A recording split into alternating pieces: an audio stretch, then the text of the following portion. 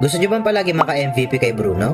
Gayahin nyo lang ang build na to na gamit ang top 1 global Bruno. Naabot niya Mythical Immortal 210 stars gamit ang build na ito. Para sa boots, ito ang ginagamit niya.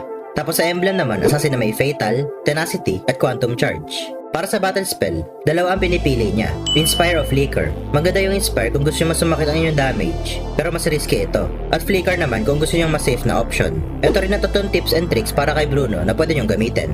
Ang skill upgrade order ni Bruno, unahin nyo muna i-max ang first skill, tapos i-max ang second skill ng huli, at i-upgrade ang ultimate kung kailan available. Para sa combo, pwede nyong gamitin ito para mas mabilis ma-stack ang inyong passive. Isang tip naman sa laning, bago kayo pumalag sa kalaban, gamitin nyo muna yung Crypts o yung Gold Crab para i-stack yung passive nyo para mas malakas ang inyong damage. Sundin nyo yung build, tips at tricks sa video na ito para palagi maka-MVP kay Bruno, tulad nito.